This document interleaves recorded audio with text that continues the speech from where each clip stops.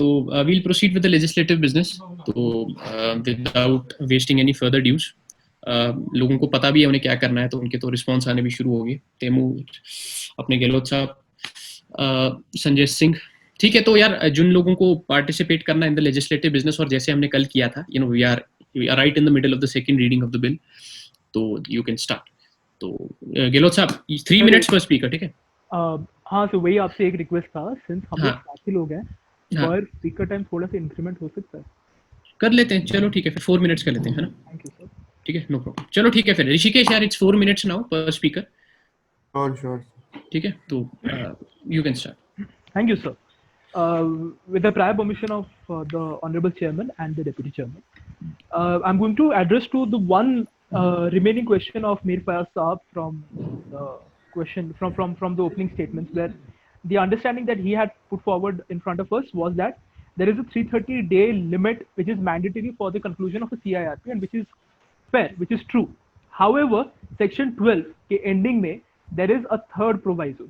Third proviso says also that जहाँ पे insolvency resolution process of a corporate debtor is pending and has not been completed within the period referred to in the second proviso.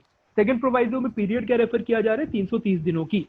Such resolution process shall be completed within a period of 90 days from the date of the commencement of the IBC Amendment Act 2019. So this proviso makes quite the difference, because this somehow gives an opportunity for all those existing CIRP processes which have not been finished within 330 days. Also, to add this to the SR Steel में जो decision दिया गया था supreme court का, उन्होंने कहा था कि हमारे यहाँ पे 330 डेज मैंडेटरी जहाँ लिखा हुआ है, that should not be construed in a very rigid way. It is not mandatory. कि completion should happen within 330 days, and it is up to the NCLT or whichever tribunal or the appellate tribunal which is taking care of the case to decide on a case-to-case basis.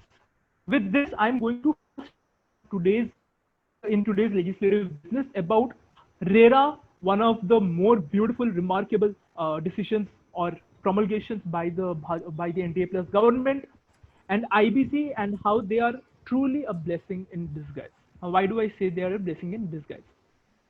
I will reiterate again that the insolvency and bankruptcy code is something which takes into consideration and balances the interests of various stakeholders. Also, the interest of home buyers. In the context of the insolvency understanding of home buyers, prior to the amendment, home buyers were neither treated as financial creditors. कौन सा amendment? 2018 का amendment. Home buyers were neither treated as financial creditors nor as operational creditors, but as an unsecured creditor, because of which they were not being able to initiate insolvency proceedings against a defaulting developer. Now, this was a pre-2018 understanding of how the law was. In case of a developer facing liquidation, as per the liquidation waterfall, home buyers would get only the balance proceeds after paying off insolvency costs, workman dues, financial creditors, and government dues. This is pre-2018. Post-2018, home buyers are now classified as an allottee under a real estate project. The two terms have their respective meanings as defined under the Real Estate Regulation and Development Act of 2016. Any amount raised from an allottee under a real estate project is deemed to be an amount having the commercial effect of a borrowing. Therefore, under the IBC, the amount paid by home buyers to a developer will be treated as financial debt, and home buyers will be categorized as financial creditors. Now, to add on to this, in the position of a financial creditor, home buyers could now jointly or individually file a petition to initiate CIRP proceedings against a defaulting developer company, which shall now be deemed as a corporate debtor. How do we define what a default is? For understanding the definition of a default, a home buyer, we have to understand what the definition of a default is from the angle of RERA. Section 18 of RERA provides a choice to home buyers to either choose the position of a house or to seek a refund. I would enumerate more on this in the coming speeches. Thank you. Sanjay Singh. एक minute Rishikesh. Actually, we have the क्या नाम है, speaker of the Maharashtra legislative assembly. Here. So I can just request the technical team to stop recording for like right now for some time because of.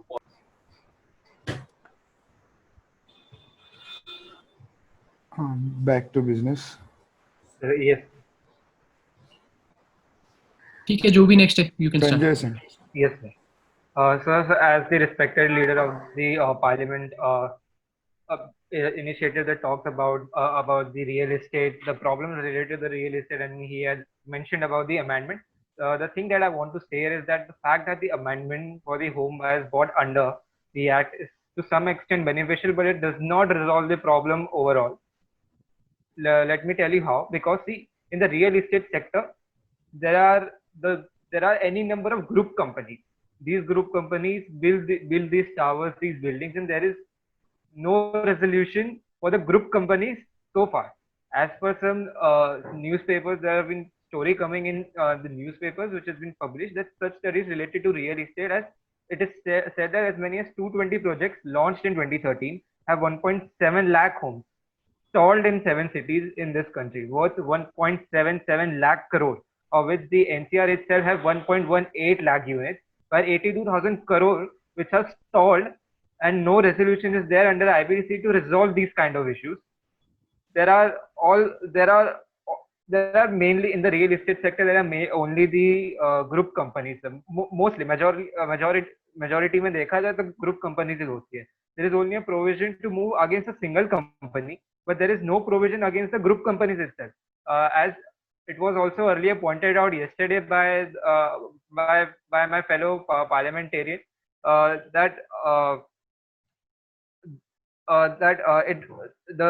in real estate it represents 1.20% of the GDP, and last 3 years these projects have been stuck, and all these carry the risk of liquidation. And if all these are liquidated, what is going to happen to the employment? What is going to happen to the investments made by the home buyers? Home buyers, remember, the maximum cost in real estate is equal to the cost of the land.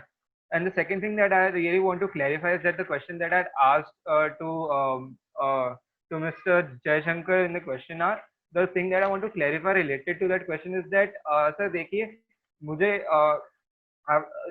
जो government ने जो stand लिया था, जो government ने ads ban किए थे, उससे मुझे कोई प्रॉब्लम नहीं related to security concern. My only concern was related to the employment of those employees that might have lost their jobs because of the ban of their online shopping. मुझे कोई problem नहीं है अगर आपने app को ban किया, like Chinese app को ban किया है for some security.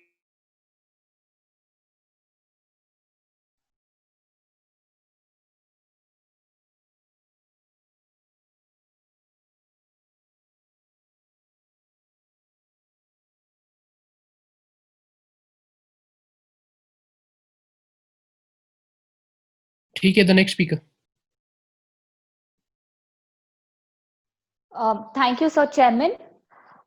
Sir Chairman, while we were in the legislative business in the House yesterday, we tried to cover up a lot of important topics relating to the code we are discussing.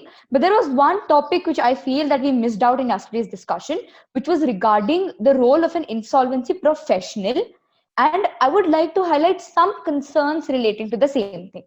Now, as I've not spoken about what will be the role of the professional, and why is it concerning? Because it may lack transparency, and because it is not clear that who will be above the professional to keep a check and balance on the actions and activities done by the insolvency professional. Now, we know that over any particular body, there is another body which is checking that is the actions of the body taking place with proper concerns, and it is happening without any procedural flaws, and also it's very transparent in its nature. But sir, it's not clear here that who will be actually heading the insolvency professional, and who will be keeping a check and balance on the same. Now, questions are also being raised on the credibility of an insolvency professional. So the government says that any person who has minimum of 10 years of experience and has passed the limited insolvency examination is credible enough to become a insolvency professional. But sir, again, the entire point of mine comes that through which all sectors can people here apply?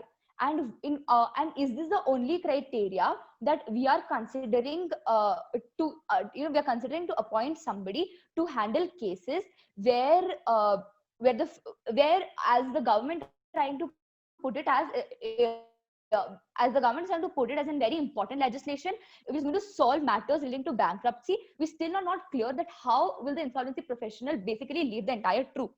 Now, let me shift from this paradigm to the another one, where so yesterday there was also discussion on where and how and which law shall prevail over the another one when there is a clash between the disputes.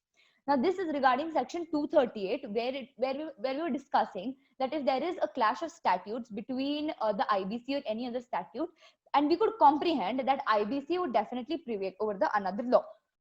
Now, let me draw your attention, sir speaker, which is also in accordance with section 7 of the Act. And let me draw your attention to the decision given by the National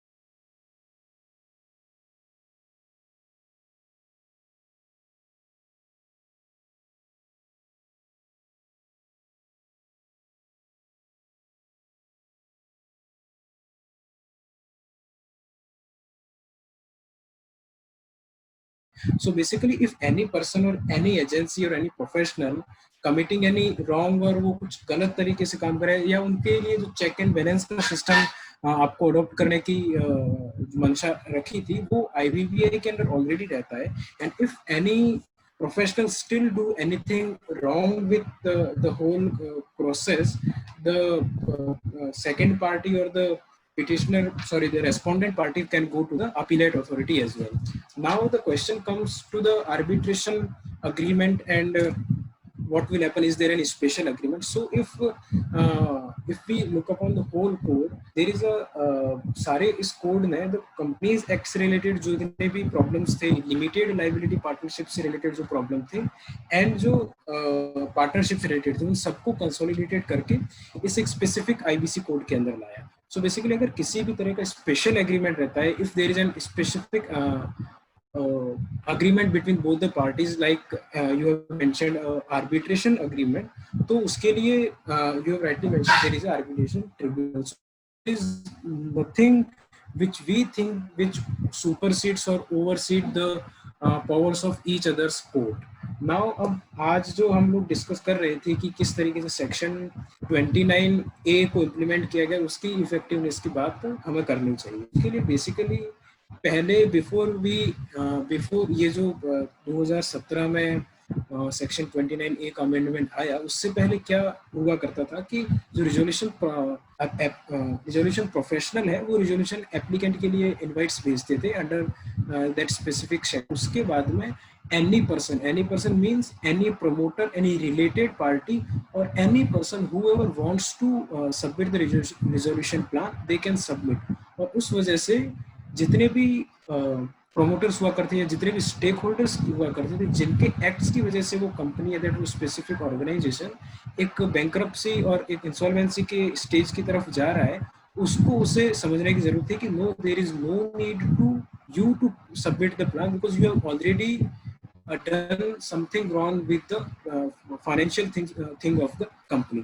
अगर मैं एकदम specific example दूं तो synergies ड्यूरी एक case था. उस case में क्या हुआ था कि the company has been merged with the company who is related to that synergies company, but वहाँ 95% हेयर कट था from them from other lender. So basically कहने का मतलब ये है कि to protect the interest of the financial creditor and to protect the interest of operational creditor, बहुत सारी केसेस में इस अमेंडमेंट के आने से पहले ऐसा हो चुका था कि कंपनीज के प्रोमोटर्स या उनसे रिलेटेड पार्टीज ही उसमें आ रहे थे, इस वजह से इस अमेंडमेंट को लाया था. मैं इस पर थोड़ी विस्तृत चर्चा आने वाले स्पीचेस में करूंगा.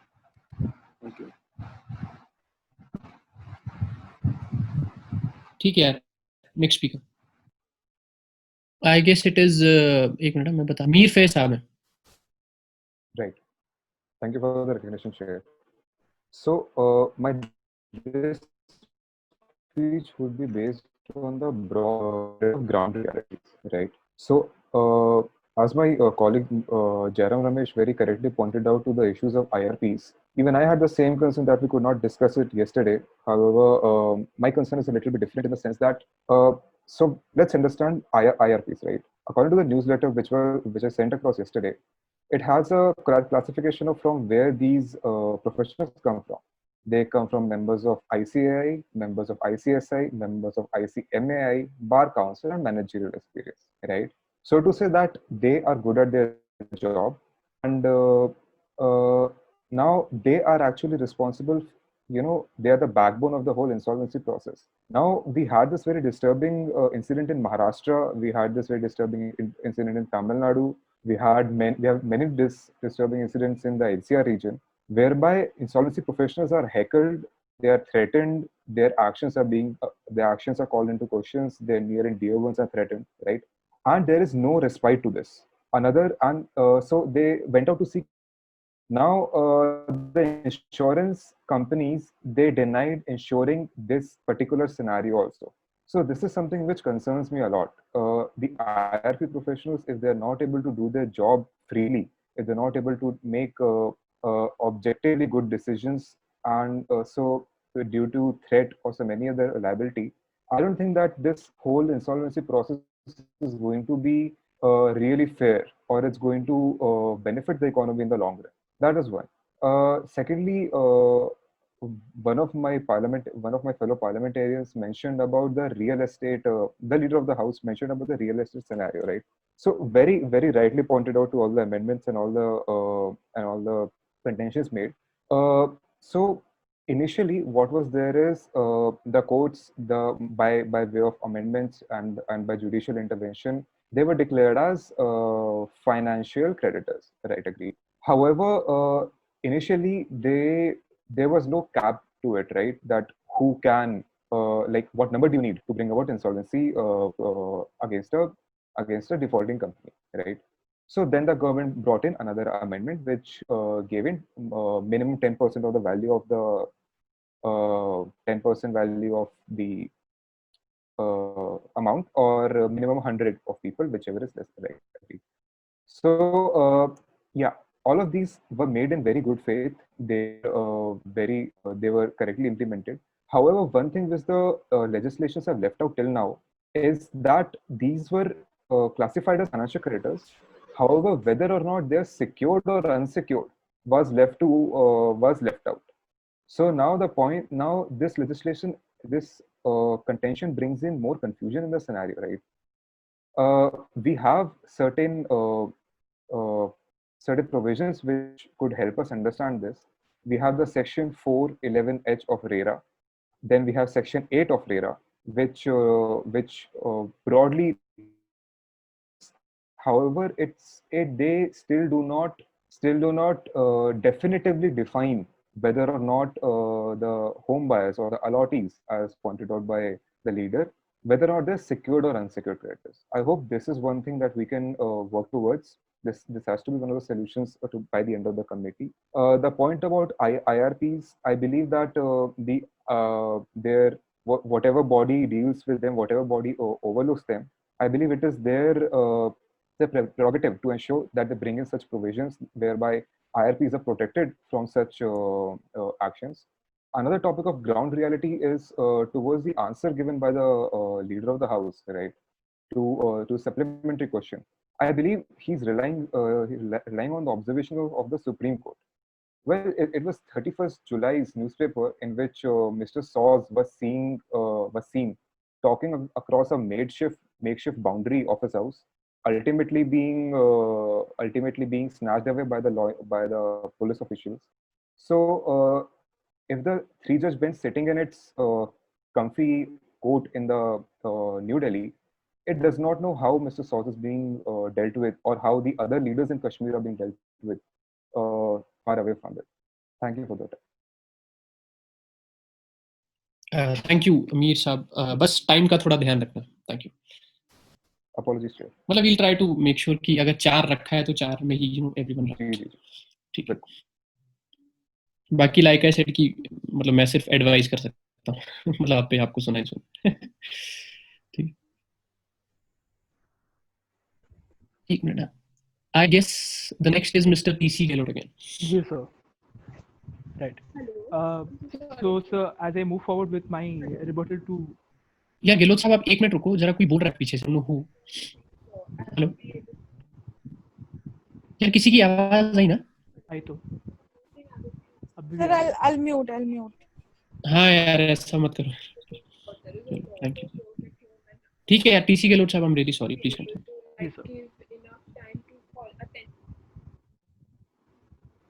So, should I begin? Please sir. And जो टाइमर कंट्रोल कर रहा है, please start the time. Thank you. Thank you, sir.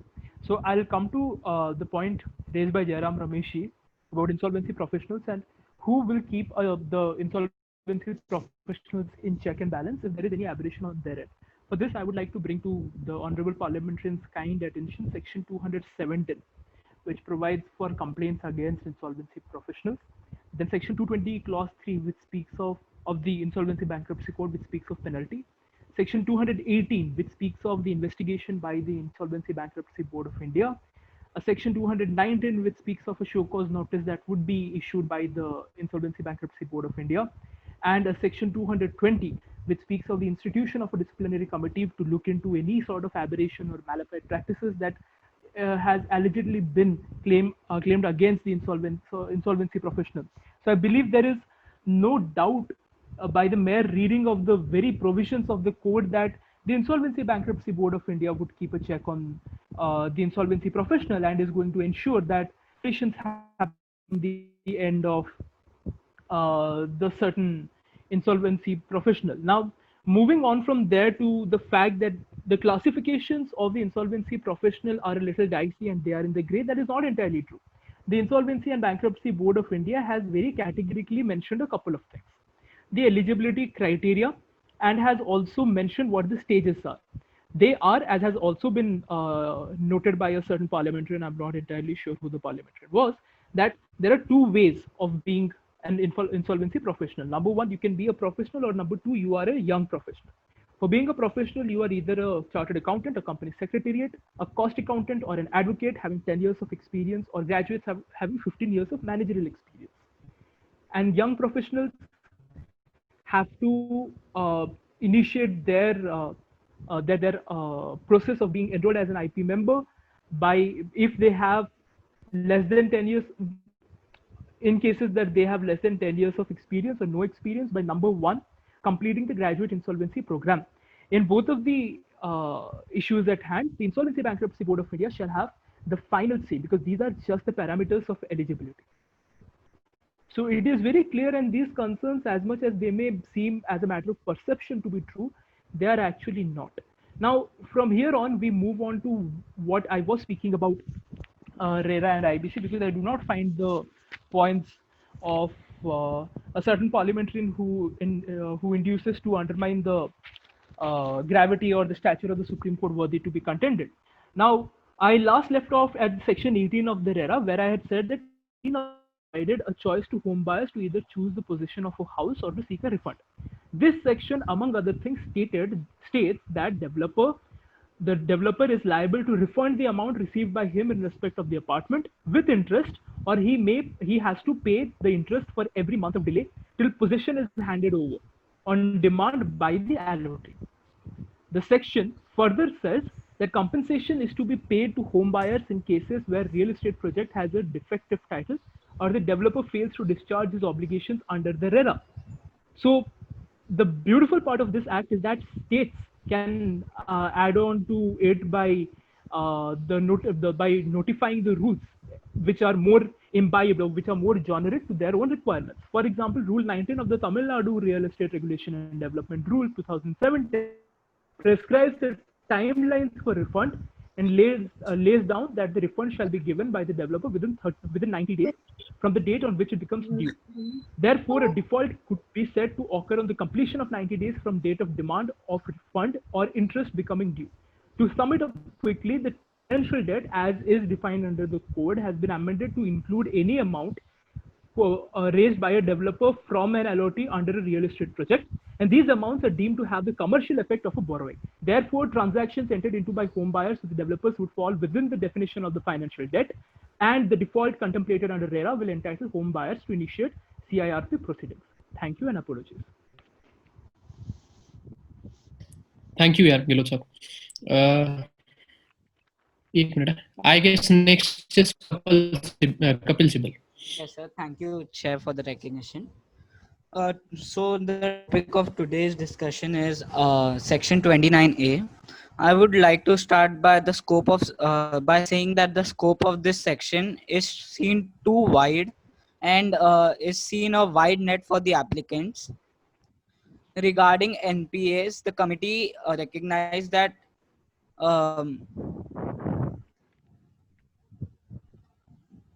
an explanation for the financial entities was proposed by the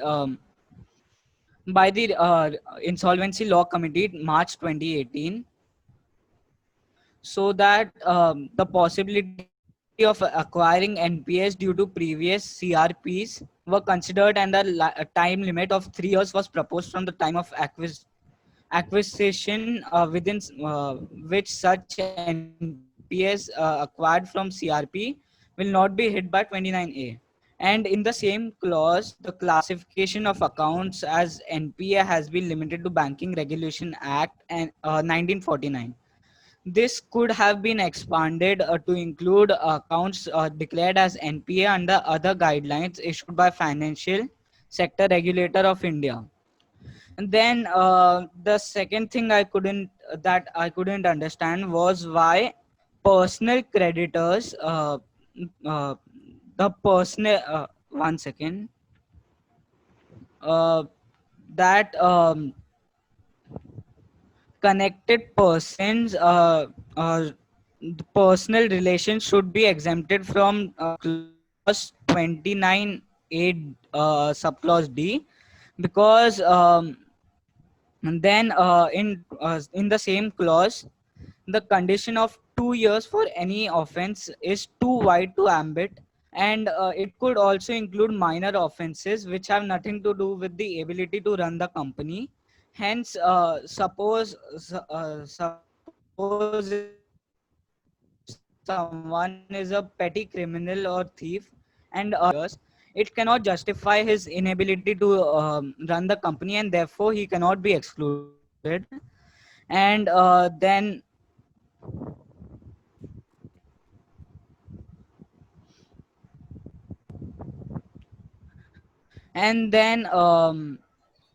the SEBI board, such as in case of stay and order by a court, the disqualification should not have been attracted. In extension of this, the committee also proposed that in case of disqualification in this clause and others such as willful defaulter, disqualification from directorship or prohibition under SEBI, the ineligibility will not apply in case an appeal is preferred against such disqualification or until the expiry of the statutory period for filing an appeal. So these were the amendments proposed by Law Committee 2018, and many of them, as we see in the law, have not been taken by, and the committee is has many experts with prime minister with the prime minister and then former finance minister and many other such experts. I would like to ask the leader of house, why were many such amendments not considered while bringing the amendment of while bringing the next amendment. Thank you.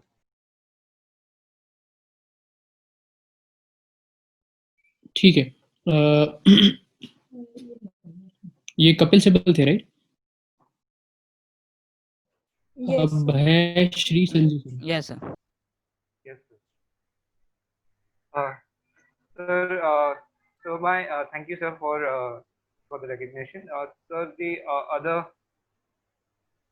other concern which related to the real estate is the concern that I want to bring in is the concern related to the tripartite agreement. Sir, like in most home buyers book flats by taking loans from the bank. The general practice these banks follow while giving loans is that they enter into a tripartite agreement with both the home buyers and the developer. By entering into such loan cum tripartite agreements with the bank, the home buyers are actually creating a third party interest in favor of the banks and are actually abrogating his rights in favor of the bank.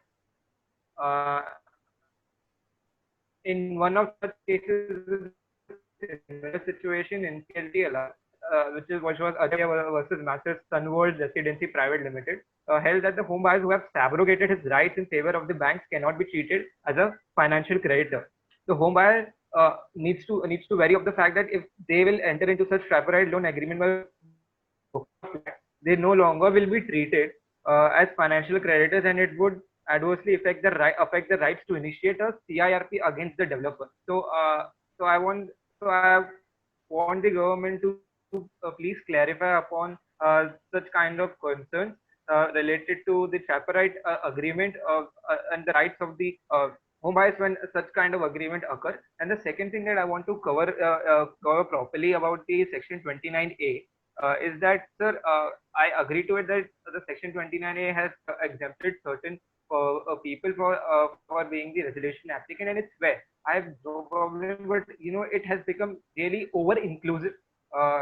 It has gone on the top, and the net is too wide for that. The first concern that I want to put it in is that a clause which is mentioned in the 29 is that a person convicted for any offense punishable for imprisonment for 2 years or more. This is one clause.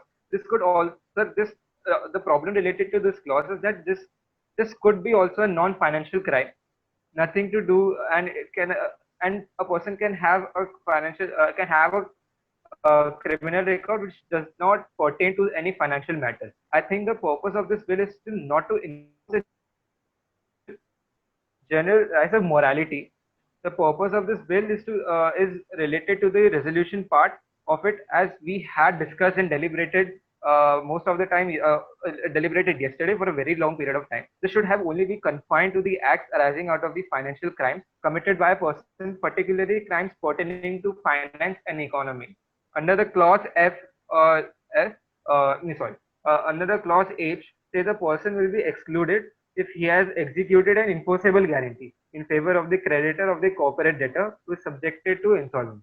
Sir, not is kept out, of course, but the person who has enforceable guarantee also must be kept out. This is what the clause says. So see, there might be cases where the guarantor may do it for good reasons, may revoke the guarantee. He may say to the debtor like you might not have complied with certain conditions, and my guarantee might not be enforceable merely because he has executed or extended the enforceable guarantee.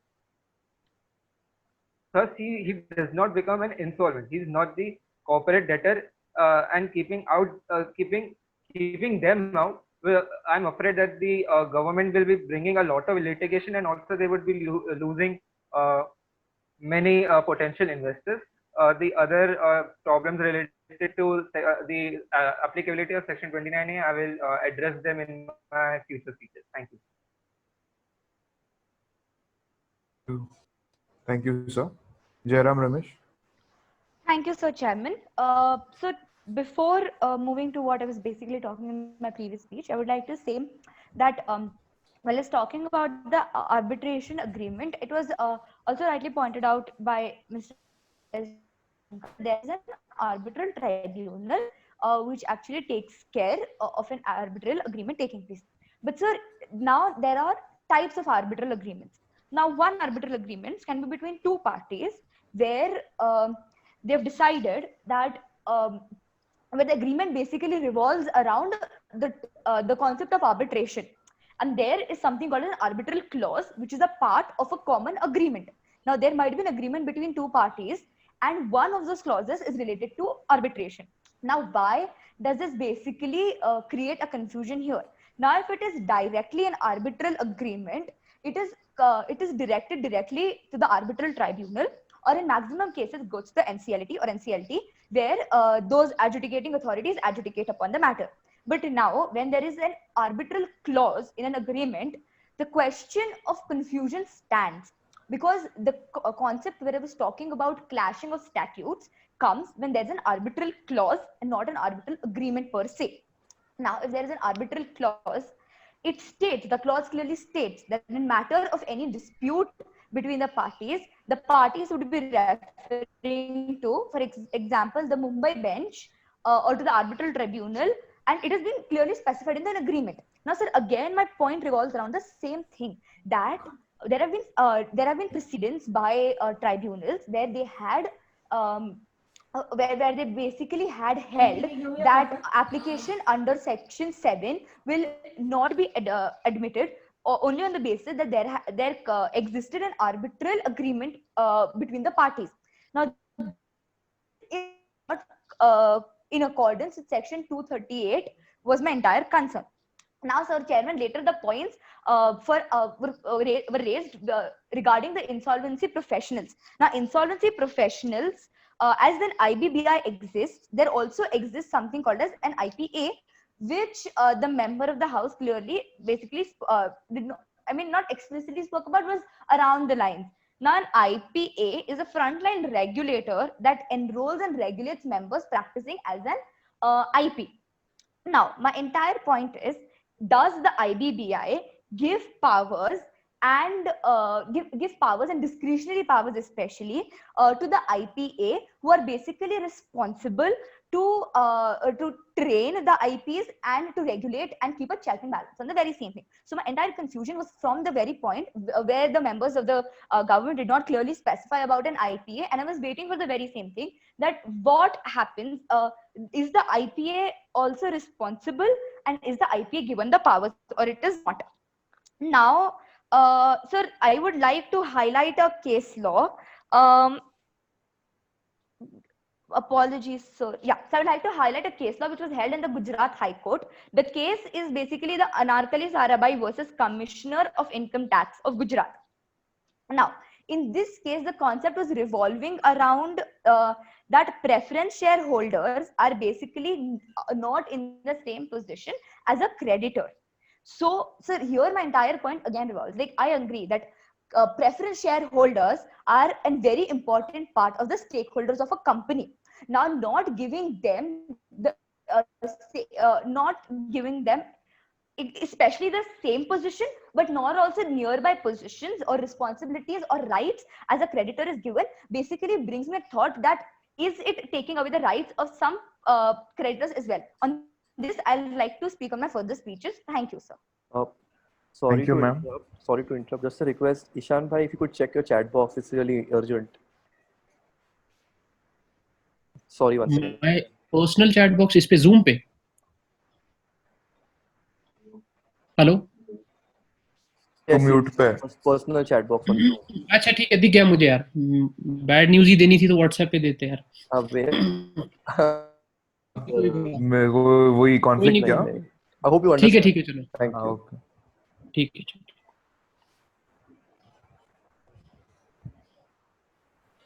Gehlot sir.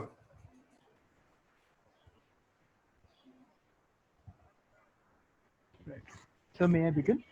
Please, sir. Thank you, sir. So first off, I'm going to go back to the one part of Kapil Sibal Saab's question, which I could not address in my last speech, is why were the amendments that were proposed by several insolvency law commission reports not taken up finally in the final draft? The reason behind it, sir, that after ILC का report जो आता है, उसके बाद we take into consideration several other stakeholders as well. We also look at whether the market as it stands on the date of when we have been handed over the ILC report is conducive for the suggestions that have been mentioned in the ILC report. When several factors like this come to play, and we are of the opinion that it would not suit the public welfare or the welfare of the relevant stakeholders as well as the, then we do not put it up. This has nothing to do with the fact that we have anything against the ILC. No, we do not. We instituted them, sir, but then the reality stands starkly different. Number two, when it comes to Ramesh ji's point of the clash of IBC versus Arbitration and Conciliation Act, I would refer to it once I finish up my point on RERA and IBC. So the last place where I left off was after the initiation of the insolvency proceedings against the developer, of the real estate developer. The home buyer can submit his claim to the appointed interim resolution professional. Home buyers, thus, are a class of creditors who can be represented through an authorized representative at the meetings of the committee of creditors. Though the objective of the legislation, when I speak of legislation, I speak of the RERA, is resolution and not recovery. Kindly understand there is a stark difference between the objective of IBC and RERA. It is possible for the real estate developer company to go under the process of liquidation. In such a case, the position of the home buyer in the liquidation waterfall has been considerably elevated, where they would be treated on par with other financial creditors. And this was the answer to Sanjay Saab's first question. Now I tick this mark on and I move on to IBC and its nexus with other statutes.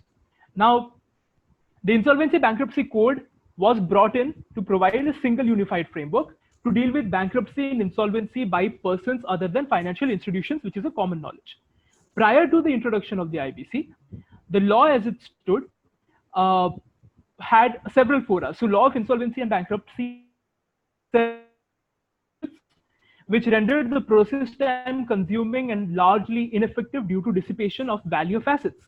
The IBC consolidated the law related to the insolvency by amending 11 laws, including the Companies Debts and Bankruptcy Act 1993, also known as the DRT, the Securitization and Reconstruction of Financial Assets and Enforcement of Securitization Act 2002, SARFAESI.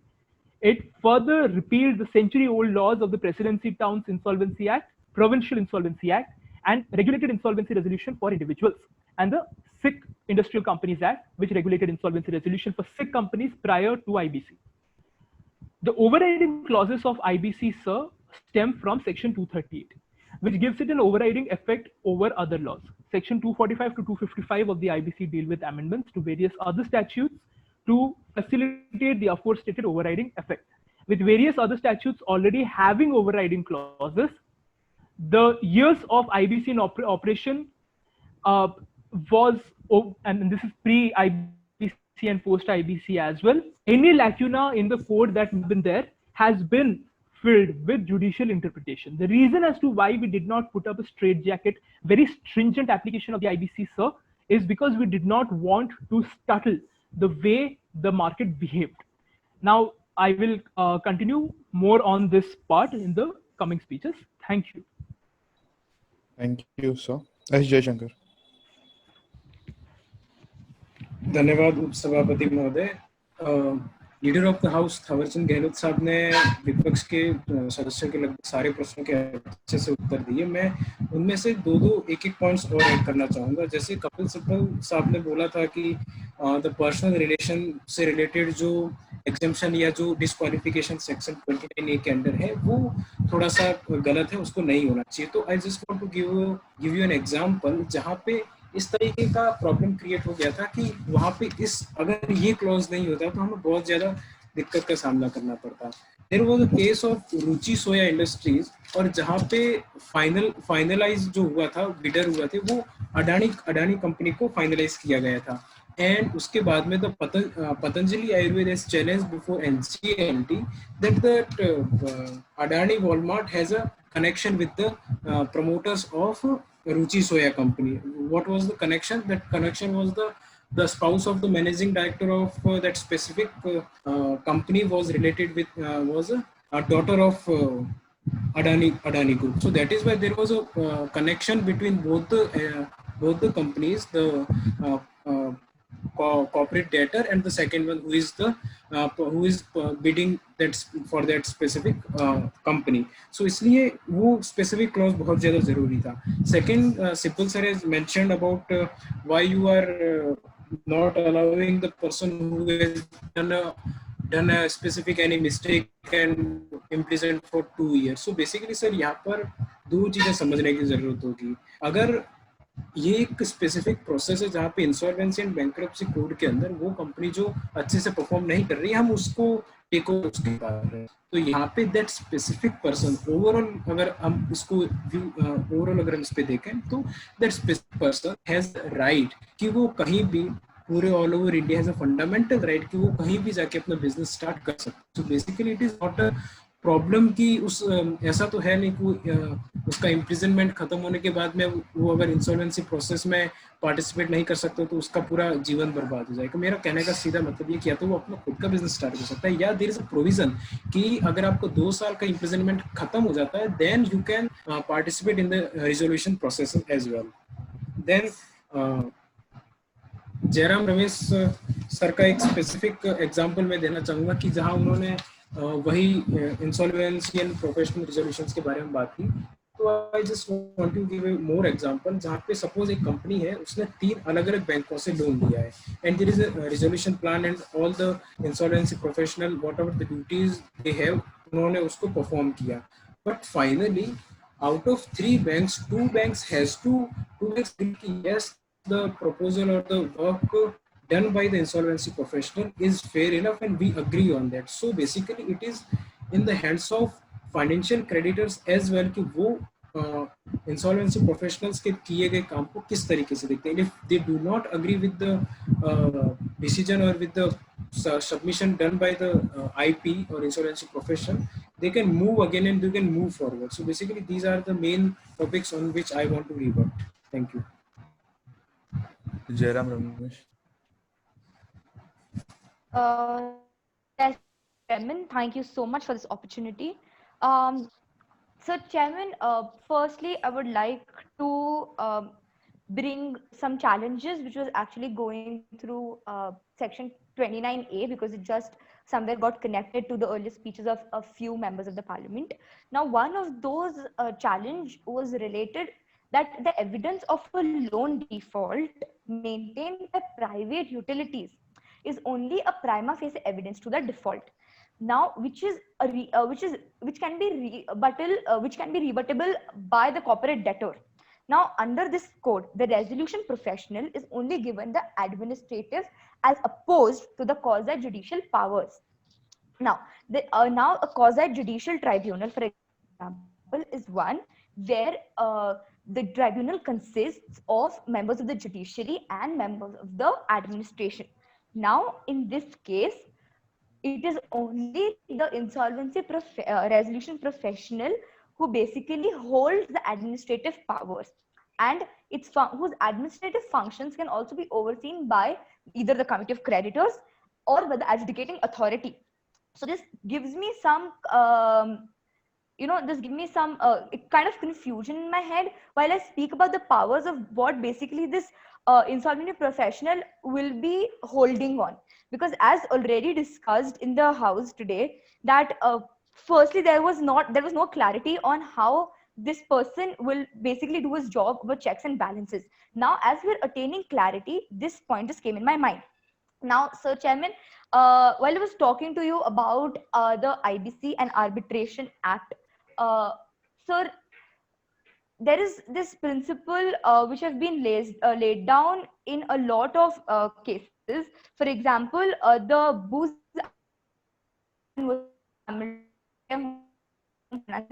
now, in such cases, it was held by the Supreme Court that insolvency is a subject matter and it is not arbitrable.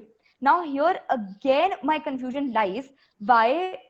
Because, sir, firstly, there is a clash of statutes which we can see that is taking place.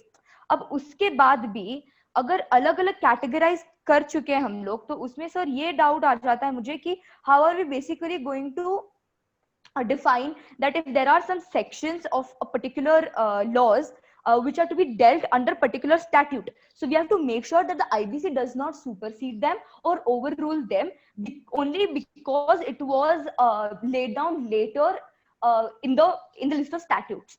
Now sir, it was said by one of the members of the government, I would not like to name him, that it is the final say of the IBBI to appoint the IP. So again, my point of transparency brings in here that sir, अगर उन्हीं को appoint करना है और उनको पता ही है वो किसको अपॉइंट करने वाले हैं, तो सर बायसनेस भी हो सकता है. सर ये सारे टॉपिक्स भी तो अंडर कवर आते ही है ना. So sir, why not actually have an entire regulatory body or an appointment committee in IBBI in accordance with the IPA, because IPA is the one who has been regulating and preparing the insolvency professionals together, who will be taking care of the appointment, rejection and termination and other factors. Now, also, I would like to highlight in my further speeches about one particular section of the Companies Act of 2013, which basically deals with the investigation in matters of a company's frauds. Now, with this, I'll take a leave. Thank you, sir. Thank you, ma'am. Gehlot sir. Thank you, sir. I would request Honorable J.R. Ramesh ji to not get confused, and even if she wishes to get confused, not confuse the entire committee in the entire Sabha in the process, because it is very, very clear what the reasoning behind the Booz Allen case was. The reasoning behind the Booz Allen case was simple. हम arbitration में IBC के matters को नहीं देना चाहते because IBC anyway has its own tribunal. Why institute a new arbitral tribunal for the institution of an arbitral award? क्योंकि जब आप arbitration देखते हैं जनाब, arbitral tribunal gives an arbitral award. Arbitral award goes to the High Court or the Supreme Court. Case would be for its enforcement. We do not want to take at least so was the understanding of all law committee reports, especially the NJT Srinivas law committee, that we do not want to take this long drawn lamba khasa rasta, when the simple understanding of it is NCLT के पास case जाएगा, NCLT पे appeal से NCLAT के पास जाएगा, NCLAT से appeal से further फोरा के पास जाएगा. उसमें हम अगर दो रास्ते रखते हैं for the adjudication or the resolution of the issue, then it's going to give multiplicity of proceedings. Isn't that the entire idea कि आप multiplicity of proceedings काटो, and that is why you have a separate tribunal. That is one. Second understanding of why the understanding is that there should not be an arbitration of IBC cases is because we are not sure if the of how to decide on an IBC case, which the tribunal would have, because the tribunal has members of the technical understanding. So I would request Madam Ramesh to kindly read up a little more and understand things in a little depth, not to be very shallow with the understanding of how things run, and may read the entirety of the Booz Allen case before she comes to the floor again. Now we come to how come back to my original understanding of how there is, in all honesty, a very harmonious interplay of IBC with other statutes for the smooth functioning of the financial law regime. When we speak of moratorium of the IBC, the object of the IPC is to expedite the insolvency process. And as again, to reiterate myself, to secure maximization of value of profits. Now, maximization of value of assets of whom? Of the corporate debtor, for the distribution to all stakeholders. The scheme under IPC provides for a time-bound resolution of insolvency. Once the application to initiate a CIRP by or against a corporate debtor is accepted, the control of the corporate debtor goes into the hand of the committee of creditors. This COC is then formed by, and the initiation process is facilitated by, an interim resolution professional who assumes control of the operation of the corporate debtor in the interim. The said IRP can be confirmed as a resolution process by the COC or be replaced by it by an entirely new RP. The CIRP process is a time-bound process of 180 days, extendable to 270, after which the corporate entity is either revived if a resolution plan is approved, or it goes into liquidation. Why do we, in order to ensure that the assets of the corporate debtor are not eroded with the creditors and the resolution applicants negotiate resolution of insolvency during the CIRP, the IBC provides for a calm period, also known as in the moratorium period, there shall be no legal proceedings which can be initiated, and the corporate debtor's property cannot be disposed of. Moreover, according to Section 14, when it comes to the moratorium under Section 14, the institution of suits or continuation of pending suits or proceedings against the corporate debtor, including execution of any judgment, decree, or order in any court of law, tribunal, arbitration panel, or other authority, transferring, encumbering, alienating, or disposing of by the corporate debtor any of its assets or any legal right or beneficial interest therein, or any action to foreclose, recover, enforce any security interest created by the corporate debtor in respect of its property, including any action under the SURFACI Act, or the recovery of any property by the owner or lessor, is something which is out of bounds. I will further substantiate on it in the coming speeches. Apologies and thank you. Yes, Jairam Ramesh. Sir, I apologize, but I think Sanjay Singh is before me. It's over here. It's Jairam Ramesh, then Sanjay Singh, then Gehlaut, So 1 minute. and then Jai Shankar. No, sir. Can you just Sir, Koi it's nahi, Sanjay Singh. Koi nahi, it's So okay. Chalo jao. we can move to the next slot. Okay, Thank you, Sanjay sir. Singh. Yes. So, sir, the thing that was raised by related to the applicability of Section 29A by my fellow parliamentarian in the government side, and he had pointed out something, and I would like to kind of rebut those things that since the promoters are willing to pay to the lenders some higher than the offered by the highest bidder, accordingly the lenders are in a better position by accepting the offer made by the promoters as opposed to that of the highest bidder. The restrictions under Section 29A results in lenders being devoid of this higher price being offered by the promoters. The legislature has to, the government has to toe a fine line between protecting the interest of the creditors and not harming them. Any amendment provides strict qualifying parameters to prevent dubious promoters from regaining control of the corporate debtor and its assets, but at the same time, who is bidding the highest in providing the creditors with greatest returns must be kept in mind. This is completely related to the clause J, which has provided for many related party things, and there is in the Section 524 which just describes all those things.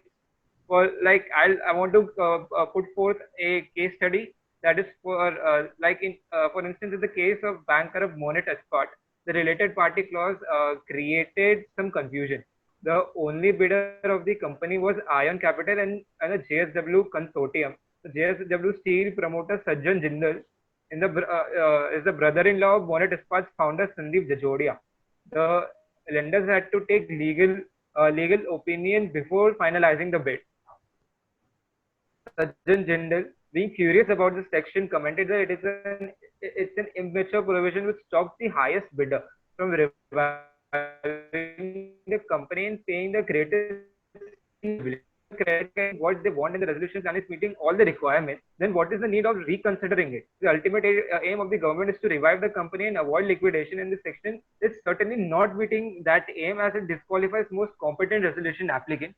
And these consequences will happen. Very few people in India will not be eligible to bid, and quite possible some of the asset reconstruction companies, the alternate investment bodies which are situated abroad, will turn out to be the highest bidders. Most Indian companies which go through this CIRP will pass from the hands of an Indian management to a foreign management. They have no objections if any foreign investment is done, but the field should have been created for more equitable number of Indian companies and Indian investors to bid for this asset, which will keep out. But now this section is certainly keeping out a large number of Indian people. You might not even end up get up a bidder as a going concern for the company and end up selling the company in bits and pieces, and that is the worst outcome for the insolvency and bankruptcy code. That means if you don't have anyone to run the company for the sake of the economy, for the sake of the securities of the company, for the sake of producing goods and services, you might end up selling the assets in small pieces, and that doesn't show a good sign of the economy. Thank you. Thank you, sir. Yes, Jairam Ramesh. Thank you, sir, Chairman. Now, before I move ahead, sir, to be honest, I am getting confused because of the vague law you try to put in. Now, because you're the members of the government who have framed the law, you know what aspects are really vague and how do you want to cover it up for it. But sir, being in the opposition, when we're reading the law, when we're reading the bill and we're understanding it, going into the intricacies, sir, कुछ aspects of confusion आ रहा है क्योंकि उसके लिए clarifications necessary है. And instead of telling me not to get confused, I guess it's a responsibility to actually clear all my confusions. Now, sir, the member of the government told me that I should read the entire case and then come up back to this floor. I would say that the case law I mentioned last in my previous speech was regarding when the dispute related to section 238 comes in place. Now, I would read to you that, sir, now it was the leader of the house who clearly said that arbitration का अलग चलेगा क्योंकि उनके पास arbitral tribunal है, हमारे पास यहाँ अलग चलेगा क्योंकि हमारे पास यहाँ अलग judicial tribunals available है जो matters उस चीज में करेंगे. So multiplicity of cases does not really take place. But sir, उनका section 238 तो clearly यही बोल रहा है ना, that the provisions of this code shall have effect notwithstanding anything inconsistent therewith contained in any other law for the time being in force or any instrument having effect by the virtue of any such law.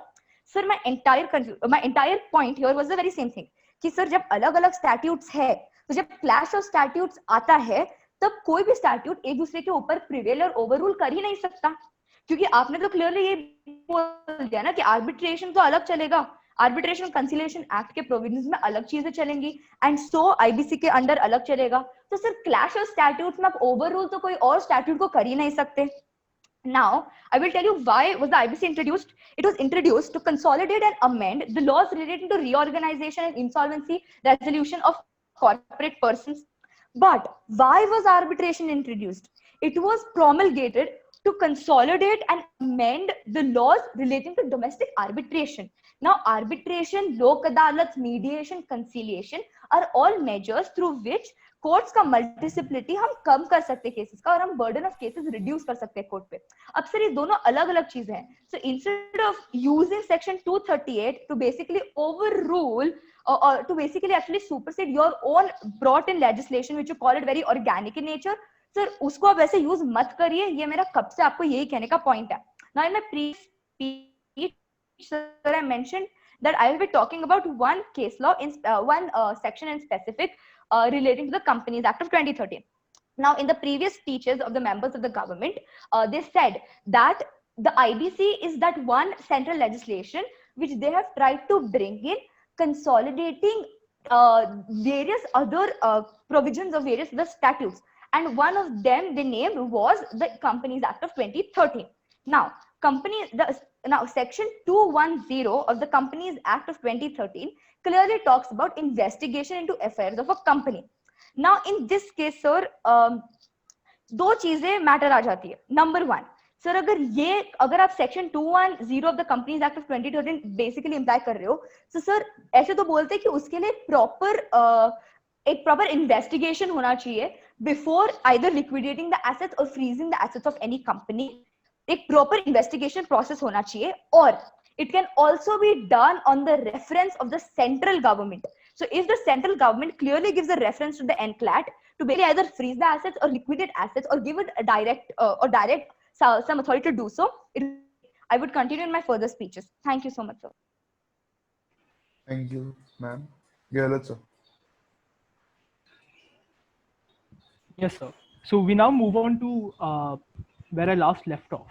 So this principle of a moratorium also applies into a company when the company goes into liquidation under the code. Section 33 mandates of the provisions thereof. Now, why did I bring all of this up to account? I brought it up because the first comparison that I'm going to make is between IBC and SARFAESI and how both of them are harmonious. So under the SARFAESI Act, sir, banks and other financial institutions in the capacity of being security creditors are allowed to auction residential or commercial properties of borrowers to recover loans without approaching the courts. However, after the introduction of IBC, the secured creditor's interest in some sense has been a little heightened. Now I'll tell you how, sir.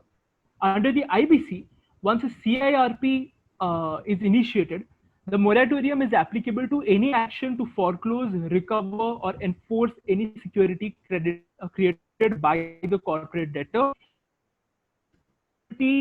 including any action under the SARFAESI Act of 2002.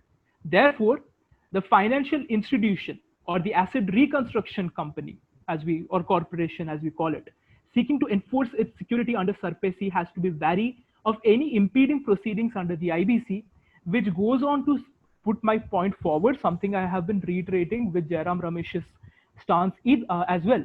We are not saying कि arbitration अलग चलेगा and NCLT में proceedings अलग चलेगा. We are saying that we had two options: either to send the case through arbitral tribunal, then come to an arbitral award, and then go to a high court or a Supreme Court. Or the other way of looking at it is we leave the adjudicating authority to be the National Company Law Tribunal.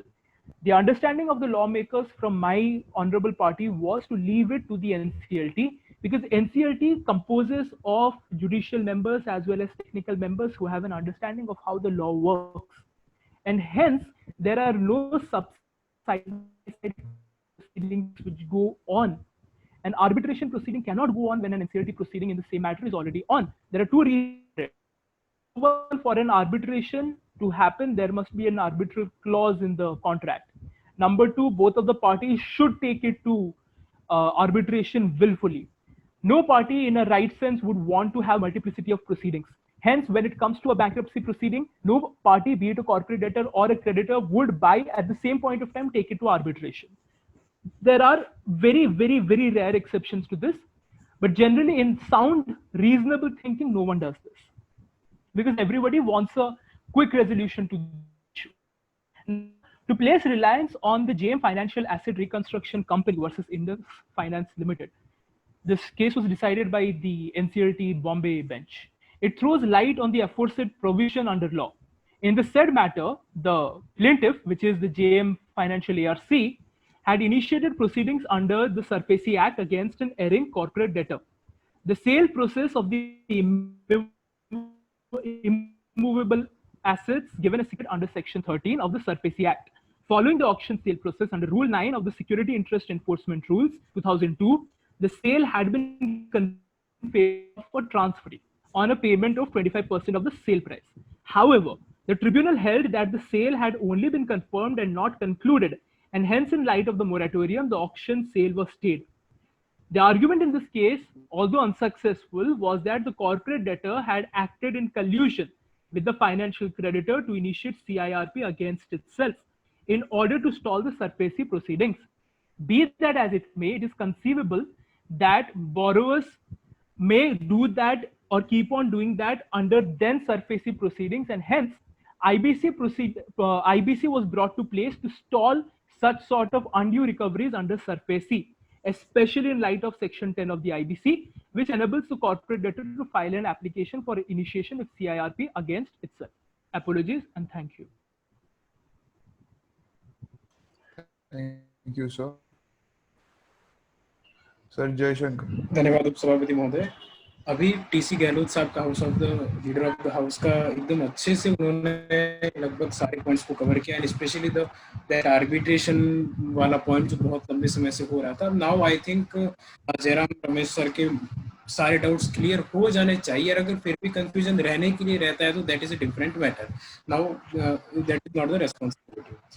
Now the second thing is Sanjay Singh has mentioned in his speech ki if promoters have higher bidder than an outsider bidder, then why the law or the code is not allowing to allow this person. So basically बहुत सीधा सा मतलब यही है कि अगर वो promoters या उसी कॉर्पोरेट डेटर के कॉन्ट्रैक्टेड पर्सन्स जो है उनके पास में हाई बिडर है एक आउटसाइडर से ज्यादा, so it should be the responsibility of that corporate debtor और दैट ड्यू पर्सन कि आप पहले अपना जो रीपे रहा है before you go into an insolvency process और before you go into a CIRP, you pay that thing from that specific amount which claiming that you have highest amount of the bid. Secondly, Sanjay Singh sir has mentioned that foreign persons are not included to allow in the bidding process. So basically, if we look upon the section 5 and subclause 23 of the act, it mentions us that when we talk about who will be the person, section 523 defines the person, which includes, I am just mentioning all the categories: an individual, a Hindu undivided family, a company, a partnership, a limited liability partnership, any other entity established by a statute, and the last provision and includes a person resident outside the India. So basically, if any person who wants to invest and who want to purchase again any Indian company, he can do so if he fulfills the criteria put by the resolution process professional in accordance with the committee of creditors. And the second criteria would be if he doesn't fall under any category mentioned in the section 29A of IPC. Lastly, I would just like to mention one more case law, because whenever I get the chance to speak, I always tried to support my argument with a specific case law. And now I have a specific case law of Jayaprakash Associates Limited, and in that specific case, Supreme Court has mentioned and Supreme Court has directed that rule that strict adherence to section 29A is mandatory, and that willful defaulter shall not be permitted to participate in the CIRP. And why I'm mentioning here is willful defaulter, because that Jayaprakash Associates Limited disqualified under section 29A in the case of Chitra Sharma and others versus Union of India and others, because it has an account which has been classified as a non-performing assets for a period of over 1 year from the date of commencement of CIRP. And JAL, that is the company, also lacks the financial capacity to complete the unfinished project, as the RBI is seeking to initiate insolvency proceedings against JAL. So if suppose there is any company, उसका खुद का financial capacity नहीं है कि वो अपने खुद के अनफिनिश्ड प्रोजेक्ट्स को कंप्लीट कर सके, then they shouldn't be allowed to purchase or they shouldn't be allowed to participate in the bidding process of a company जो insolvency की तरफ जा रही है. That's it. Thank you. Thank you, sir. Mir Fayad, sir. Right. Thank you for the question, Chair. So, having made all of the problems and issues with the code I think existed, I would like to start moving towards the solutions, as the committee's time seems to be limited. So initially we talked about the bad recovery, the problem of bad recovery by the code, whereby we talked about the immense amount of haircuts. We talked about how only 10% realization, how only 43% recovery is there, right? How haircuts are a lot. So for this, we would be elucidating much more later on. Moving on to another problems, we saw the supply of critical goods, the critical goods supplier, right? We talked about how they are not secured even when they are providing goods and services to a company that is undergoing insolvency and possibly bankruptcy, right? I believe this is something that needs to be much more deliberated, much more decisive on. If a company is being forced to pay to a provider that it knows is undergoing dilution, we believe that they should, in such case, have a higher priority when it comes to repayment. We would like to, I would like to propose an amendment to this effect, whereby the critical goods supplier, as defined by the IRP during the process, they get a much higher preference while the repayment occurs. Then we went on to talk about the statutory dues. We saw how it is a government's purse which takes a lot of hit, right? Because the primary mode of their collection is through taxes and cess and levies. We would so again the same point. Since the importance of this impacts essentially the people and the society, we see that the inflation is rising and the government is year after year writing off bad debts is writing off bad debts. It's not raising enough money. It has to take loans from foreign governments for certain projects. So we would like to say that I would like to propose that the statutory dues which currently take a very lower preference when the repayment process begins, that should be moved a little bit up. Then we talked about the syndicate around the insolvency and bankruptcy provisions, whereby we saw how companies grab the companies which have underwent insolvency and bankruptcy. We saw the example of Reliance grabbing Alok Industries at 17% haircut, at 83% haircut and at 17% realization value. We saw JSW's consortium usurping Monnet Ispat at 26% realization. Now, the problem being, you can't really stop this process, right? Because there very well might be a situation where a company.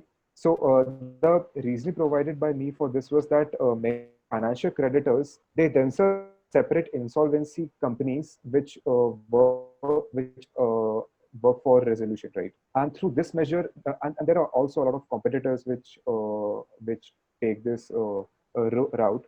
However, there very well may be a situation where, say there's a shoe manufacturer and he takes loans from a CFO, right? A CFO which has a license to give out loans. In that scenario, the CFO should be able to recover. I would be elucidating more on this in my next speech. Thank you, sir.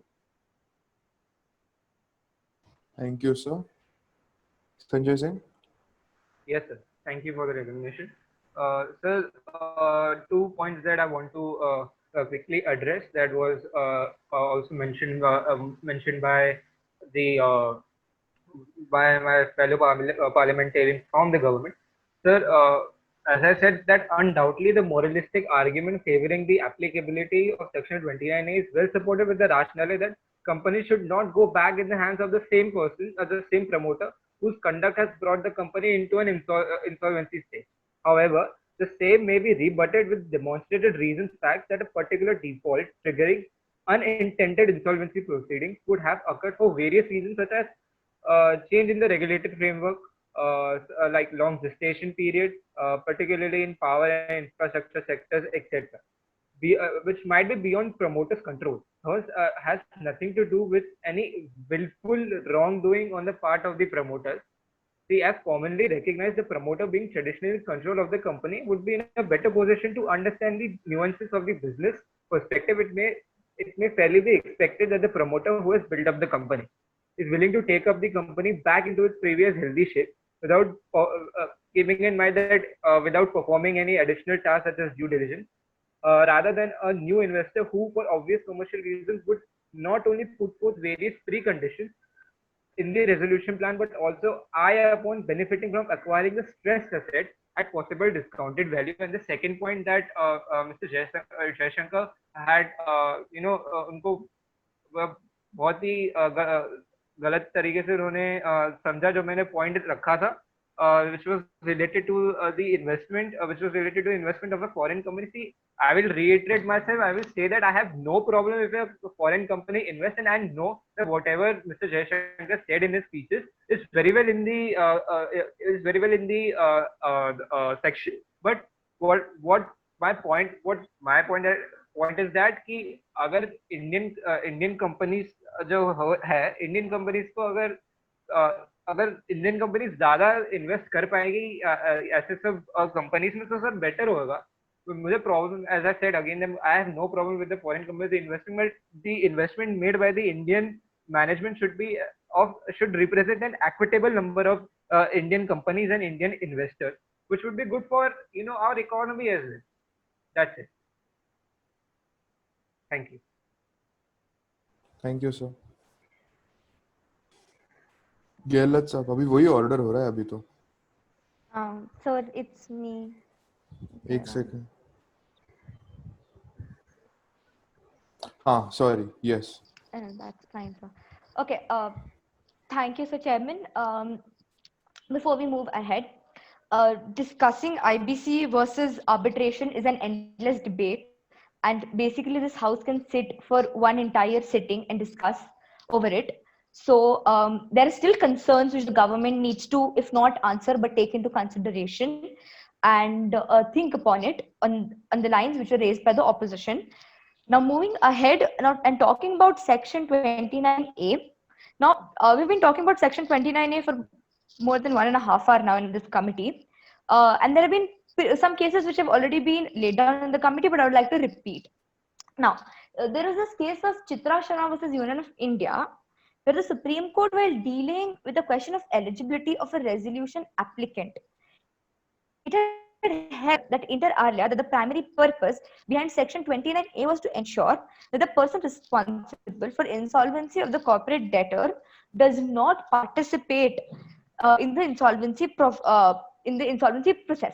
Now, I agree when Mr. Jaishankar would say that this is because, for example, the hypothetical cases which we have been making and understanding the concept, कि obviously अगर किसी का 10,000 करोड़ का loan है, उसमें कोई ऐसी company आकर उसको ओवरटेक करती है जिसका खुद का फॉर एग्जांपल 15,000 करोड़ का लोन होगा, तो सर तो पूरा 25,000 करोड़ का ओनर्स जो होगा वो एक पर्टिकुलर कंपनी पे गिर जाएगा. अब मैं आपका ये पॉइंट समझ रही हूँ, but then it is still not so very valid and it still lacks clarity. Now, I'll tell you how, sir. Now, there have been cases which were commenced post the enactment of this section. But as I told you, there is a slight clarity which lacks here in this case. Now, when the eligibility of a resolution applicant vis-a-vis Section 29A is evaluated, there have been cases where the Supreme Court had clearly said that only a resolution professional must examine and confirm that the resolution plan conforms to the parameters of Section 32 before 30 clause 2 before presenting the plan to the committee of creditors under Section 25 clause 2 subclause 1, which is read in accordance with Section 30 clause 3. Now, it was also noted by the Supreme Court that the resolution professional is only required to conduct with due diligence, examine each resolution plan and determine whether or not it is complete.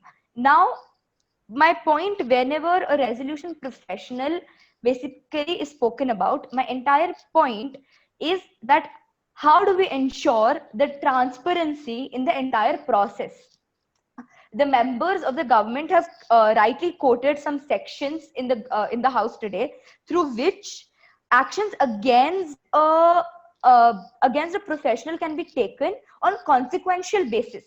कि अगर एक resolution professional एक particularly इस procedure को follow नहीं करता है, उसका कॉन्सिक्वेंस उस पे क्या होगा, इसके लिए वो सेक्शन लेड डाउन है इस लॉ में, and I agree to that fact. But my point comes कि सर वहां तक वो कॉन्सिक्वेंसेस लाने ही क्यों है?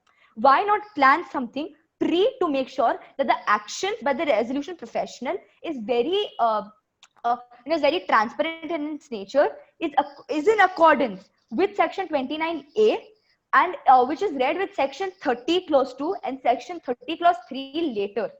So my entire point will be drawn that अगर आप सेक्शन 29A में एक रेजोल्यूशन प्रोफेशनल को इस चीज को एडमिनिस्टर करने के लिए वो पावर देते हो, तो sir there has to be a process through which transparency is also ensured. Thank you so much.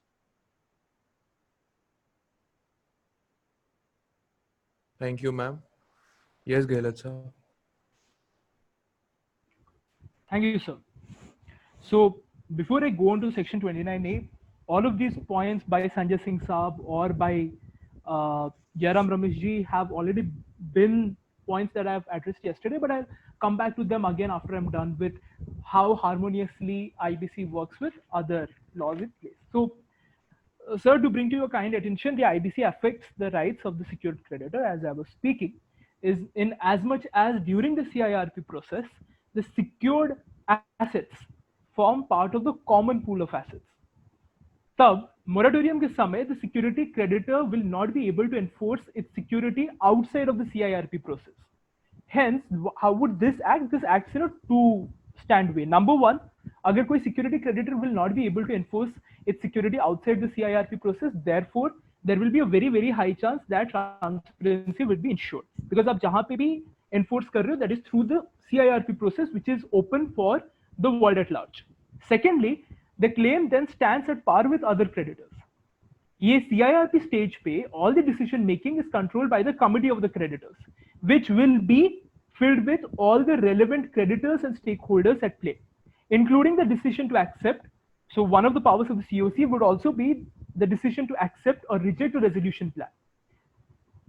A resolution plan is approved for submission to the adjudicating authority, that is the tribunal, if it is passed by at least 66% of the COC. And why is it important? Because this resolution plan would provide for the sale of secured assets, which is given under the Insolvency Bankruptcy Board of India Insolvency Resolution Process for Corporate Persons Regulation 2016, Regulation 37 Clause A, satisfaction or modification of any security interest, same regulations for Regulation 37 Clause D, and reduction in the amount payable to the creditors, same regulation, Regulation 37 Clause F. Therefore, if the secured creditor is either not a financial creditor or being a financial creditor, its voting share in the COC is less than 33%, or if an operational creditor which is owed more than 10% of the total amount of the debt, the rest of the committee of creditors may approve a resolution plan that comprises such secured creditors' security interest. 5 अक्टूबर 2018 के पहले Regulation 38 Clause 1 of the IBBI CIRP regulation required that a resolution plan provides for the payment of liquidation value due to dissenting financial creditors, including abstaining creditors, prior to any recoveries being made by the assenting financial creditors. However, since this was being jeopardizing to the interests of several COC members, there was an amendment to Regulation 38 on 5th October 2018, and this protection has now been done away with because this was violative of Article 14. कि आप COC में when everyone has almost an equal share, then you are presenting some special provisions of protection to a certain cadre. Now, let us understand this. During the liquidation process, the secured creditors have been given an option to enforce or realize the security interest outside of the liquidation process. Section 52 of the IBC provides for treatment of secured creditor during liquidation. Section 33 of the IBC, which states any legal proceedings against the corporate debtor during liquidation, has been made subject to Section 52. Now, let me reiterate Section 33 क्या कहता है. Stay on any legal proceedings, and this is precisely why जब NCLT का CIRP proceeding चल रहा है, my apologies, तब कोई भी दूसरा legal proceeding inclusive of any arbitral proceeding will not go on. As a consequence, the security creditors who sought to realize the security interest outside of the liquidation proceedings can be permitted to do so after proving their security interest. Now, what do I move by, and where is this given? This is Section 52 Clause 3, read with Regulation 21 of the Insolvency and Bankruptcy Board of India Liquidation Process Regulation 2016. And thereafter, following the procedure under Regulation 37 of the Liquidation Process Regulations 2016, that is, it holds true in the Constitutional Annual of Article 21. Article 14. My apologies. Thank you. Mir Fayaz. Thank you for that, Mr. Chair.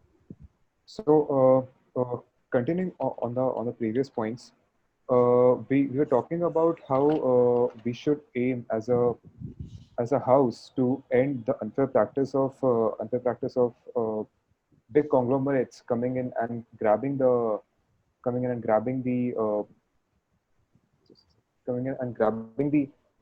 companies under insolvency for peanuts. So the example which I was giving was of, say, a shoe manufacturer taking a loan from a CA firm. Now, there very well might be a situation where this situation, right? So we cannot put a blanket provision or a blanket solution to it, whereby we stop any creditor which has a interest in a resolution process to not bring about the insolvency process. So therefore, what I propose is that we bring in a provision which engages the SFIO in such scenarios. We bring in a criminal provision against this sort of activity. That is to say, if any company or if any firm is found to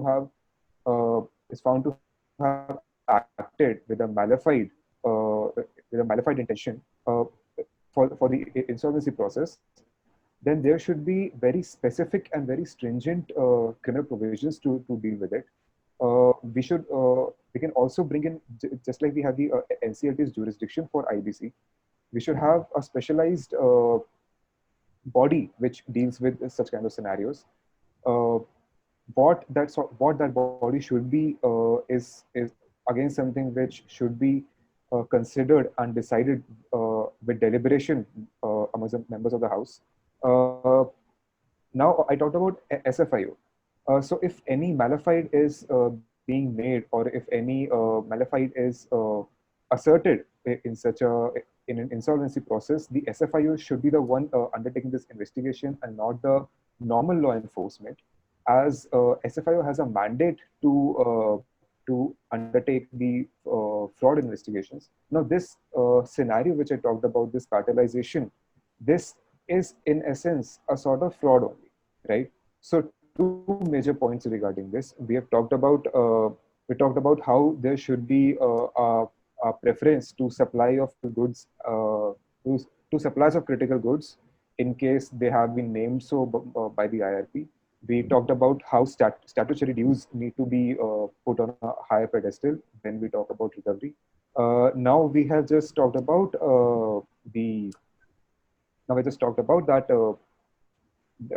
that such scenarios where malified intention is made out in insolvency processes, that should be undertaken by the SFIO, and stringent criminal provisions should be provided with it. Now, again, coming back to the IRPs, IRP problem, which I mentioned, that they are being targeted and they're being heckled just for doing their job. A very good solution that I see for it is, since they're not getting insurance, they're not getting any safeguards from anybody, I propose that the IBBI, which essentially appoints them, which holds the exams for the IPs, I recommend that the IBBI have an amendment towards the same effect, that it should be responsible for the safety and for the well-being of all the IPs, and that it has a special fund which provides for insurance in the official insurance for officials for IPs in their official duties. Thank you so much. Thank you, sir. As even Ishan Bhai mentioned, does anyone have any amendments or something? Sir, can we just submit it to the scribe to the WhatsApp chat? Like, we'll submit it to the secretary. Ishan Bhai? Yes, absolutely. Is it okay? Okay, thank you, sir. Sir, sorry, but before we move ahead, there is a query. Sir, when will you explain the process for amending the bill? हाँ, sir उसके पहले के पहले submit करना है क्योंकि What? नहीं, आपने बोला ना 3 o'clock के पहले आप सबमिट कर दो अमेंडमेंट, तो सर अगर कोई पर्टिकुलर फॉर्मेट होता है तो बता दीजिए। देखो, there is no predefined format, it comes as a notice only, ठीक है? तो जैसे आप एक नॉर्मल नोटिस लिखते हो, ठीक है, तो वैसे एक नोटिस लिख दो। अमेंडमेंट के टाइप्स अगर मुझे बताने पड़े तो वो वही है जो आपको पता है। You can add, you can modify और you can delete a clause. You can't delete a chapter, but कोई क्लॉज से आपको प्रॉब्लम है तो you can make a mention of it. Secretariat को दे दो, it comes as a paper to be laid on the table. Ideally वो amendment circulated to everyone for everyone to see, तो इट्स बेटर कि आप वो अमेंडमेंट सेक्रेटेरिएट में से किसी को दे दो, so that they can put it on the common WhatsApp group and everyone can see it. और अगर किसी को ये पूछना है मुझसे कि उस पे डिस्कशन कैसे हो सकता है, तो it happens the same way we are discussing today, as simple as that, ठीक है. But however since it's that's a notice, तो that has to be brought to the attention of the secretariat a day prior, मतलब या फिर सुबह, so that I can put it in the list. समझ रहे हो ना मैं क्या बोल रहा हूँ, कि आज के लिस्ट ऑफ बिजनेस में ये सारे amendments we can take up. तो अभी के लिए ऐसा है कि जस्ट गिव योर अमेंडमेंट्स और सब में वो कर दो, probably send it to the common group, and उसके बाद जिसने भी वो प्रपोज किया है तो he can just initiate a discussion. But I am not very sure whether we can proceed with the third reading. तो अगर हम सेकंड रीडिंग में भी कंप्लीट कर रहे हैं तो इट्स मोर देन एनफ. किसी को कोई प्रॉब्लम है तो बोल सकता है. Sir I mean by rule मतलब आपका डिस्क्रिप्शन है तो फिर दैट स्टैंड्स, बट होना नहीं चाहिए सर, क्योंकि two reasons is sir. एक, as you rightly pointed out, by the youth parliament rules this should have happened at least in the morning, but हाँ, absolutely. issue. So पर दूसरी बात ये है कि गवर्नमेंट के साइड से दो लोग हैं जो मिनिस्टर हाँ, फाइनेंस, ये बहुत बड़ी प्रॉब्लम है. एग्जैक्टली. Corporate affairs. ईशान भाई आप फॉर्मल सेशन में हो?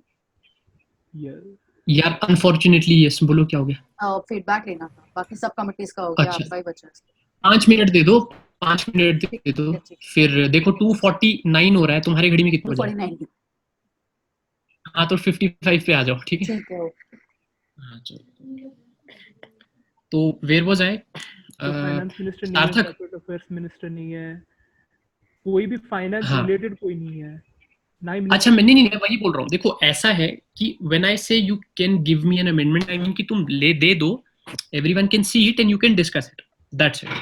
ठीक है, मतलब क्योंकि देखो 7 लोगों में हम वी कांट, मैं तो नहीं, मतलब you know I can't give a consent कि we can proceed with the final voting. ठीक है, तो आई रियली इंसिस्ट कि अगर अमेंडमेंट्स है, पहली चीज जैसे गहलोत साहब ने बोला कि as per the youth parliament procedure also वो सुबह मेरे पास आ जाने चाहिए थे एज अ नोटिस.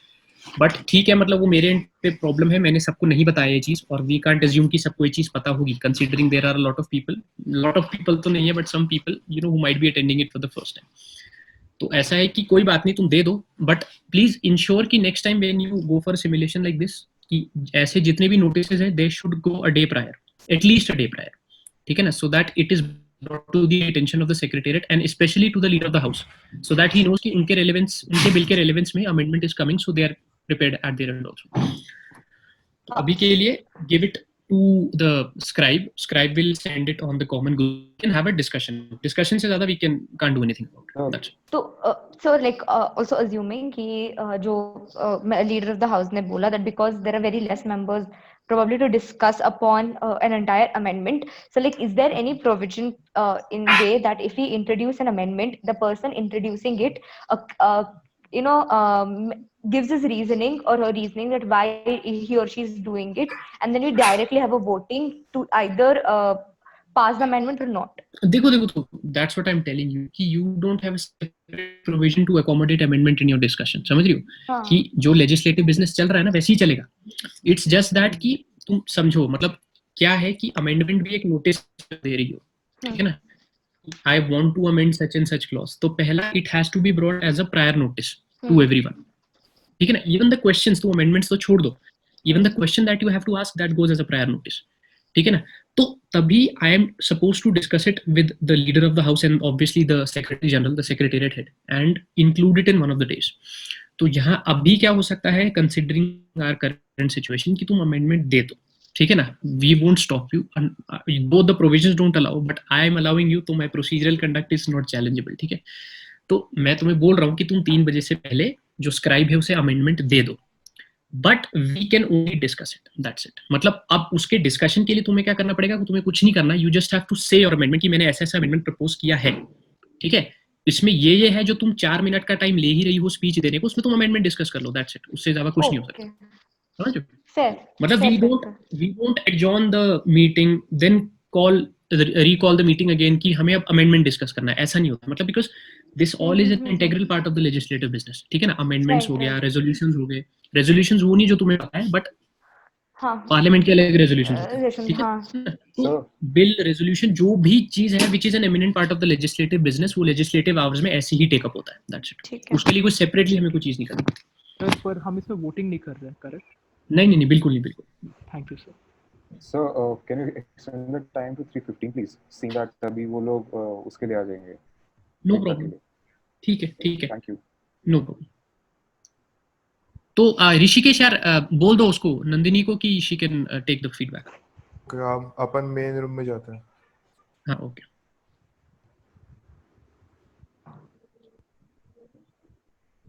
हाँ यार, मैं कौन हूँ रोकने वाला. आपको पता है आपको क्या करना है. आपको बस you'll have to beg for the leave of the house and go for the break. Adjourn the meeting for 15 minutes. ठीक है, 3:15 पे कोई भी एक can possibly initiate an adjournment motion. Okay. And sir, also, like, is the scribe going to upload all the amendments together after 3:15? एक करके कर देंगे, मतलब उनके डिस्कशन पे है, कोई नहीं. मैं बोल लेता हूँ. सब्सक्राइब है, ये है अपना, who is subscribe. Sir, here. हाँ, क्या नाम है, अदिति. यार एक काम करो. हाँ मुझे पता है यार. ठीक है, तो ये अमेंडमेंट्स ले लो और जैसे जैसे तुम्हें आ रहे हैं वैसे वैसे डालती रहो मेन ग्रुप पे. ठीक है ना. मतलब वैसे ये सीधा भी डाल सकते हैं, but our reason to follow this chain is कि आइडियली जैसे होता है ना कि it will go to the secretariat and secretariat will make it known to everyone. तो वो हम बस we are trying to inculcate that in on an online conference, है ना. ठीक है, चलो. अच्छा यार एक चीज बताओ, ये 2 स्क्राइब क्यों है हमारे लोग राज्यसभा में, ऐसा क्यों है? Sir, because of the technical things and like for recording, screen sharing, and then talking with the parliamentarians, all of that stuff. शुरू करो.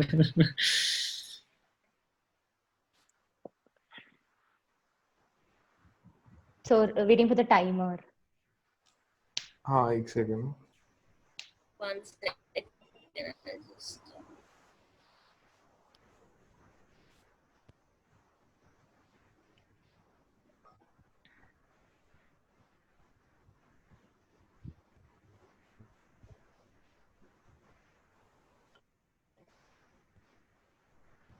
It's Jairam Ramesh, then Jai Shankar, then Gehlot, and that's it, right? एक speech के बाद वैसे भी everyone wants to break for a tea break, तो everyone can go, है ना. एक स्पीच ले लो बस. Okay. Thank you, Chairman, for this recognition and opportunity to speak.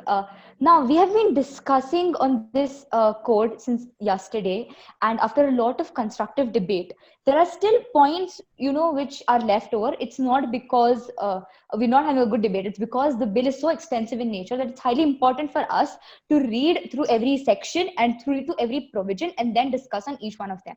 So henceforth, I will be basically focusing on 2 major things. Now, one which is relating to fast track resolution process,